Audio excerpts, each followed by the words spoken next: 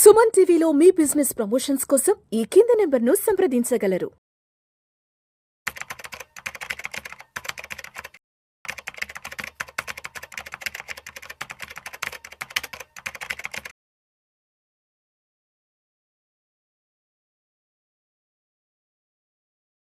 Welcome to Vishnu talks.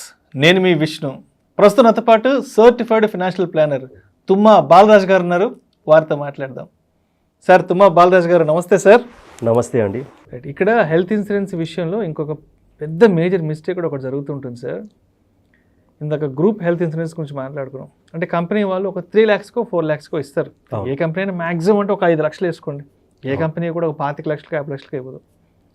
చాలామంది ఏం చేస్తారంటే మీలాంటి ఒక వెల్త్ అడ్వైజరో లేదంటే నా లాంటి వాళ్ళు ఒక మంచి హెల్త్ ఇన్సూరెన్స్ తీసుకో బాబు అని చెప్తే లేదండి మా కంపెనీ వాళ్ళు మాకు ఒక 3 lakhsకో 2 lakhsకో ఇచ్చారు, అది సరిపోతుంది అంటారు. ఏదైనా అన్సర్టనిటీ ఏర్పడినప్పుడు మరి కంపెనీ వాళ్ళు ఇచ్చిన గ్రూప్ హెల్త్ ఇన్సూరెన్స్ ఆ 2 లక్షలు 3 లక్షలు అనేది నిజంగా నీకు కానీ నీ ఫ్యామిలీకి కానీ సరిపోతుందా?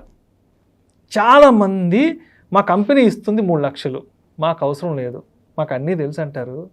మరి ఇందాక మనం చెప్పుకున్నట్టు ఈ రోజుల్లో హాస్పిటల్కి వెళ్తే బిల్ అనేది ఎండ్లెస్. అవును.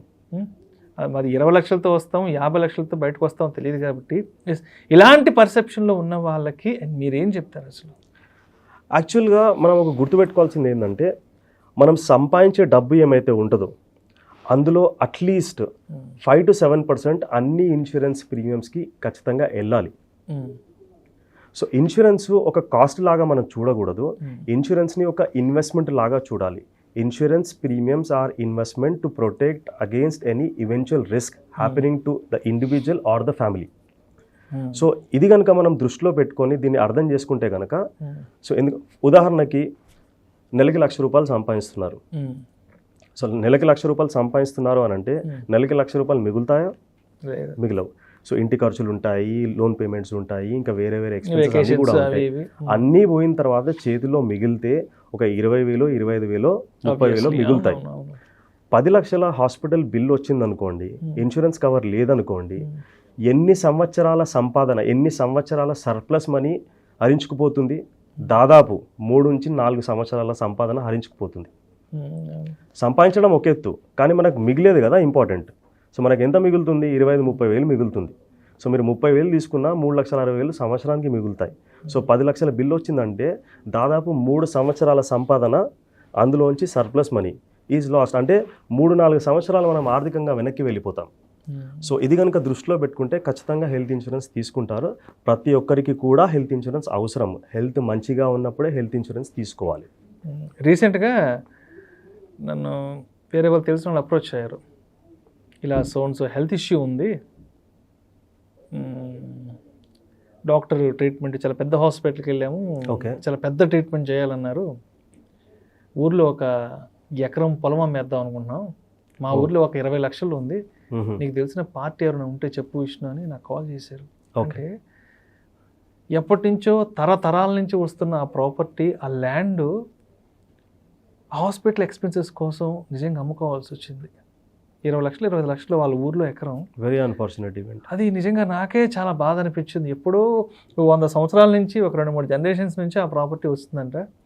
హాస్పిటల్ వాళ్ళు ఏదో డయాలసిస్ లాంటిది చేయాలి, చాలా ఒక 20 lakhs రెడీ చేసుకుంటే వాళ్ళు ప్రాపర్టీని అమ్ముకోవడానికి రెడీ అయిపోయారు. నాకు కాల్ చేశారు, ఎవరైనా ఉంటే చూడు మంచి పార్టీ, నీకు తెలిసిన వాళ్ళు ప్రాపర్టీ. ఓకే, నిజంగా అక్కడ ఎలా రెస్పాండ్ అవ్వాలో నాకు అర్థం కాలేదు సార్. సో ఇటువంటి సినారియోస్కి మీరు ఇచ్చే సలహా ఏంటి అసలు? ఉదాహరణకి ఇప్పుడు మీరు చెప్పారు, మీకు కాల్ వచ్చింది, ప్రాపర్టీ సేల్ చేయాలనుకుంటున్నాము, ఎవరన్నా చెప్పండి అని చెప్పేసి. హాస్పిటల్లో ఉన్నప్పుడు ట్రీట్మెంట్ అనేది చాలా చాలా ఇంపార్టెంట్. మనం డబ్బులు కట్టకపోతే ట్రీట్మెంట్ అక్కడ జరగదు. ప్రాపర్టీ మనము 1 రోజుల్లో 2 రోజుల్లో 3 రోజుల్లో అమ్మడానికి వీలవుతుందా? కుదరదు. వీలవుతుందా? ఎవరైనా దొరుకుతారేమో, కానీ హ్యూజ్ డిస్ట్రెస్ సెల్లింగ్ అవుతుంది.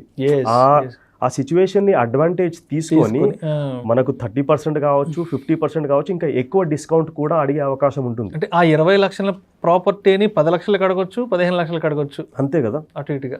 సో ఒక 10 లక్షల కవర్ మనకు ఉందనుకోండి, 10 lakhs కవర్కి మనం ప్రీమియం ఎంత కడతాము? ఒక 20,000, 25,000, 30,000 కడతాం.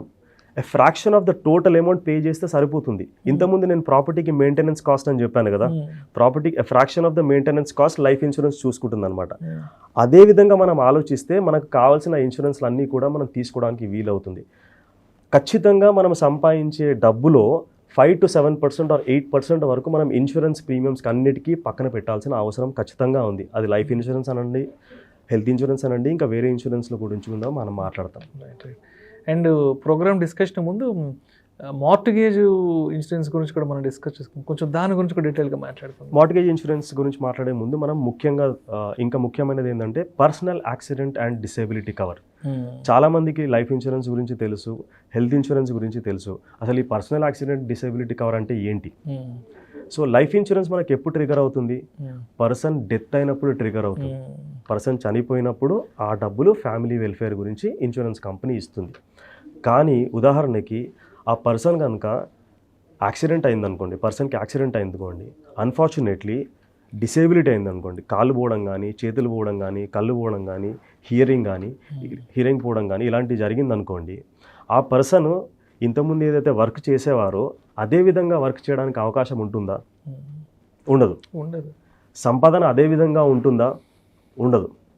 సంపాదన చాలా వరకు తగ్గిపోవచ్చు లేదా జీరో కావచ్చు. సరే, డిసేబిలిటీ అయిపోయింది కదా, ఖర్చులు ఏమైనా తగ్గుతాయా? తగ్గవు, ఖర్చులు ఇంకా పెరుగుతాయి. ఎందుకంటే మెడికల్ ఎక్స్పెన్సెస్ వస్తాయి, రెగ్యులర్ మెడికల్ ఎక్స్పెన్సెస్ వస్తాయి. మూవ్ చేయలేని పరిస్థితి అనుకోండి, జరగలేని పరిస్థితి అనుకోండి, కేర్ టేకర్ని కూడా అపాయింట్ చేసుకోవాల్సిన పరిస్థితి ఉంటుంది. సో ఒక కేర్ టేకర్ని మనం అపాయింట్ చేయాలి అని అంటే దాదాపు 20,000 నుంచి 30,000 రూపాయల వరకు నెలకి ఖచ్చితంగా మనం పే చేయాల్సిన అవసరం ఉంది. ఆలోచించండి, ఆ ఫ్యామిలీ యొక్క ఆర్థిక పరిస్థితి ఏ విధంగా ఉంటుంది. ఆస్తులు అమ్మినా కానీ ఇవన్నీ అవసరాలు తీరలేని పరిస్థితి. సో దాదాపు 10-20 సంవత్సరాలు వెనక్కి వెళ్ళిపోతారనమాట. కానీ చాలా తక్కువ అమౌంట్తోని ఈ personal accident and disability cover మనము తీసుకోవచ్చు అనమాట. ఉదాహరణకి ఒక 1,00,000 రూపాయలు సంపాదించే అతను ఉన్నాడు, అతను 1 కోటి రూపాయల personal accident and disability cover తీసుకున్నారనుకోండి. అన్ఫార్చునేట్లీ యాక్సిడెంటల్ రిస్క్ అయింది, డిసేబిలిటీ అయింది, పర్మనెంట్ డిసేబిలిటీ అనమాట, ఇర్రికవరబుల్ డిసేబిలిటీ. ఈ 1 కోటి రూపాయల పర్సన్కి ఇస్తారు. ఆ 1 కోటి రూపాయలు కాస్త ఒక 10% రిటర్న్ వచ్చేటట్టు ఇన్వెస్ట్మెంట్ చేశారనుకోండి, దాదాపు 80,000 పైన మనకు మంత్లీ ఇన్కమ్ క్రియేట్ అవుతుంది. ఈ 1 కోటి రూపాయలు అమౌంట్ జమ అయిపోతుంది, దానిపైన every month almost 80,000 to 83,000 rupees వరకు మనకు మంత్లీ ఇన్కమ్ జనరేట్ అవుతుంది. ఒక 1 కోటి రూపాయల పర్సనల్ యాక్సిడెంట్ డిసేబిలిటీ కవర్ తీసుకోవడానికి ఎంత ప్రీమియం ఉండొచ్చు అనుకుంటున్నారు మీరు? ఒక సంవత్సరానికి ఒక 20,000-60,000 ఉంటుంది. అంత కూడా ఉండదండి. ఒక 1 కోటి రూపాయల పర్సనల్ యాక్సిడెంట్ డిసేబిలిటీ కవర్కి దాదాపు 12,000 నుంచి 15,000 వరకు మాత్రమే ప్రీమియం ఉంటుంది. ఓకే. సో ఇది నేను పర్మనెంట్ డిసేబిలిటీ గురించి మాట్లాడుతున్నాను. యాక్సిడెంటల్ డెత్ అయినా కానీ ఈ 1 కోటి రూపాయలు ఇస్తారు. ఎవరి స్తోమత ప్రకారము వాళ్ళు 1 కోటి రూపాయల కంటే ఎక్కువ తీసుకోవచ్చు, తక్కువ తీసుకోవచ్చు. ఇదే కాకుండా టెంపరరీ టోటల్ డిసేబిలిటీ అనేది కూడా ఉంటుందన్నమాట. సో ఉదాహరణకి యాక్సిడెంట్ వలన బెడ్ రిడన్ అయ్యారనుకోండి, ఒక 3 నెలలో 6 నెలలో సంవత్సరం వరకు వర్క్ చేయలేని పరిస్థితి. అప్పుడు ఉద్యోగం ఉంటుందా? చేసే వ్యాపారం కంటిన్యూ అవుతుందా? అవ్వదు. సో మరి ఇన్కమ్ వస్తుందా? ఇన్కమ్ స్టాప్ అయిపోతుంది. సో అప్పుడు మరి ఇంటి ఖర్చుల గురించి మనం ఎలా చూసుకోవాలి? సో ఇది టెంపరరీ టోటల్ డిసేబిలిటీ కవర్ కూడా ఉంటుందన్నమాట. ఇందులో ఎలా వర్క్ చేస్తుందంటే దాదాపు ఒక 10 నుంచి 15 లక్షలు 20 లక్షలు డిపెండింగ్ అపాన్ ద పాలసీ ఉంటుందన్నమాట. ఈ కవరేజ్ ఏమైతే ఉంటుందో 1% ఎవ్రీ వీక్ ఇస్తారు, or the actual income what they earn whichever is lower. ఉదాహరణకి 1,00,000 రూపాయలు సంపాదిస్తున్నారు అనుకోండి, 1% ఆఫ్ ద సమ్ అష్యూర్డ్ మనకు 1,00,000 రూపాయలు వస్తుంది. అంటే వారానికి 1,00,000 రూపాయలు. సంపాదన ఎంత? నెలకి 1,00,000 రూపాయలు. సో నెలకి 1,00,000 రూపాయలు అంటే వారానికి 25,000 రూపాయలు. 25,000 రూపీస్ ఎవ్రీ వీక్ ఇస్తారు విచ్ ఎవర్ ఈజ్ లోవర్.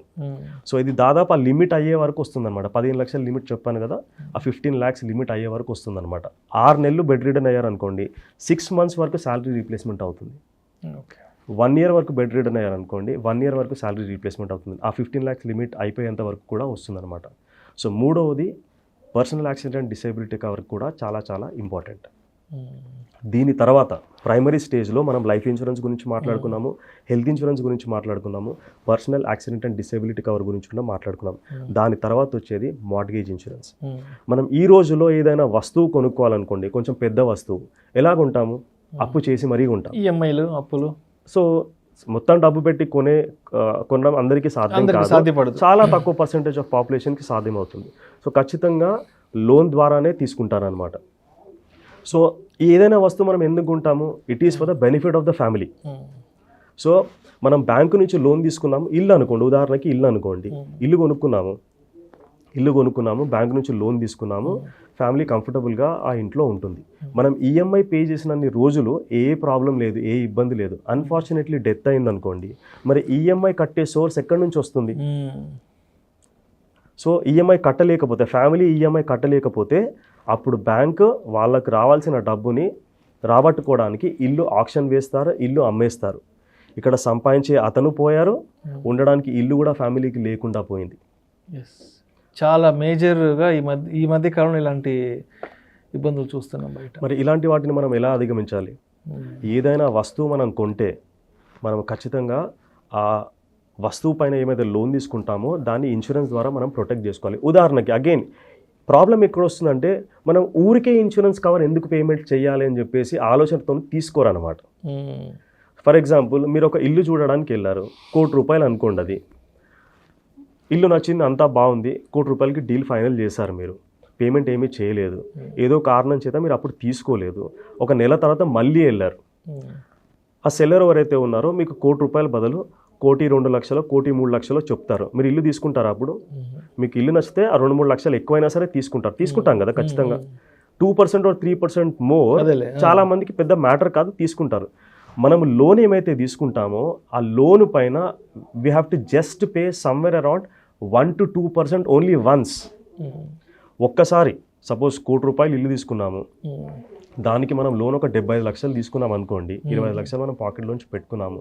ఆ 75 లక్షల లోన్ పైన ప్రీమియం మనము దాదాపు 75,000 నుంచి దాదాపు ₹1,50,000 ఒకేసారి పేమెంట్ చేస్తే, 20 సంవత్సరాల లోన్ అనుకోండి, ఒకేసారి పేమెంట్ చేస్తే ఆ లోన్ టెన్యూర్ మొత్తం కూడా కవర్ అవుతుంది అన్నమాట ఇన్సూరెన్స్.